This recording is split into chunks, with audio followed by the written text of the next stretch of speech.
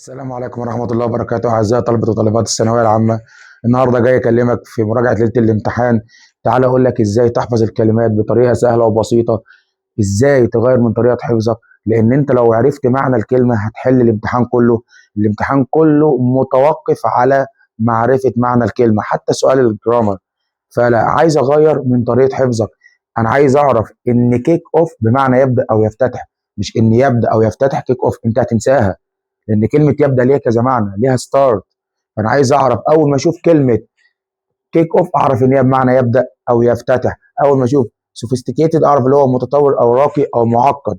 مش اعرف العكس، اعرف معنى متطور بمعنى كذا، لا انا عايز اعرف اشوف الكلمه بالانجلش اعرف معناها تبقى كذا.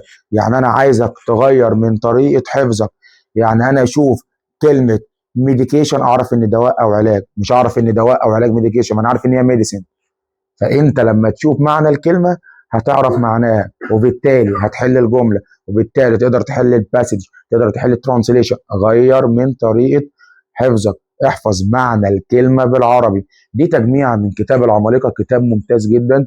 انا مجمع لك الكلمات والاكسبريشنز والكولوكيشنز بتاعته والايديومز، مجمعها لك من كتاب العمالقه، كتاب ممتاز، وهنزلها لك تقدر تستفاد منها.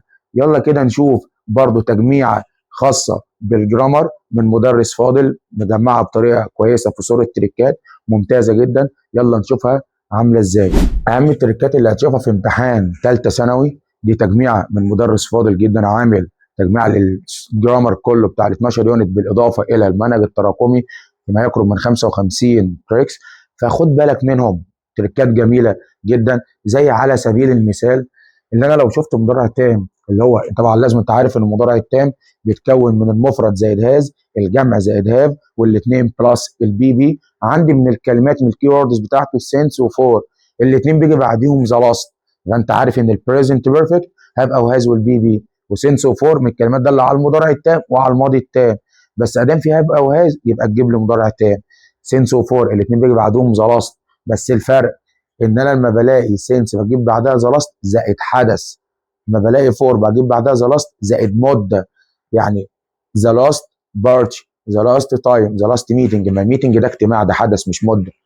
بارتي ده حفله، ده حدث مش مده. لما بلاقي ذا لاست وبعديها حدث بجيب سينس، لما بلاقي ذا لاست وبعدها مده بجيب فور. ودي مهمه جدا جدا جدا، نركز فيها قوي. نركز في القصه دي قوي، في قصه ذا لاست زائد حدث تجيب سينس، ذا لاست زائد مده بتجيب فور. نركز في المضارع التام هاف او هاز زائد البي في. نركز في المضارع التام المستمر هاف او هاز بين زائد الاي ان جي.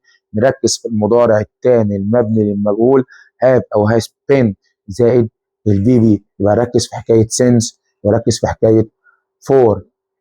المضارع التام المستمر بيعبر عن استمراريه الحدث. هتلاقي في الجمله كلمه بتدل على الاستمراريه. all زائد مده زمنيه up till now حتى الآن.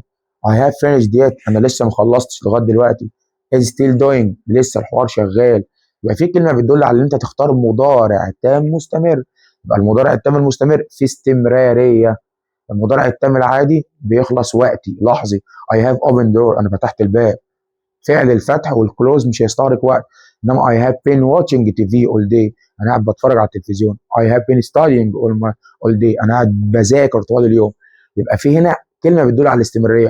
all I have finished دي انا لسه ما خلصش، يبقى انا لسه شغال. يبقى في فرق بين المضارع التام العادي والمضارع التام المستمر والمضارع التام المبني للمجهول اللي لازما يبدا بالمفعول الذي يقع عليه الفعل. نركز في دي قوي. طول ما الجمله بدات بالمفعول الذي يقع عليه الفعل تبقى جمله مبنيه للمجهول.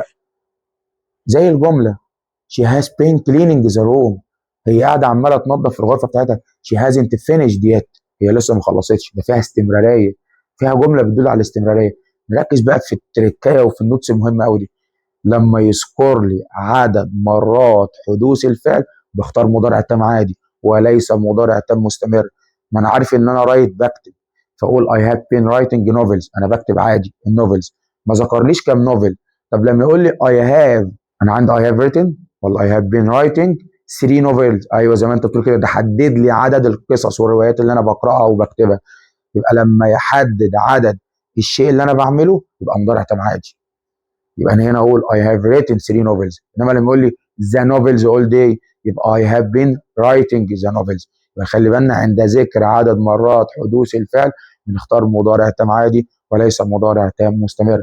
وانا ان شاء الله هنزل لك التريكس دي وهي ممتازه جدا، في حوالي 56 تريكس مع الكلمات التجميعه هي والاكسبريشنز والكوليكيشنز والايديومز والبريبوزيشنز والسينونيمز والانتونز بتاع الكتاب العمالقه، ممتازه جدا. ناس افاضل شكر موصول ليهم، والسلام عليكم ورحمه الله وبركاته.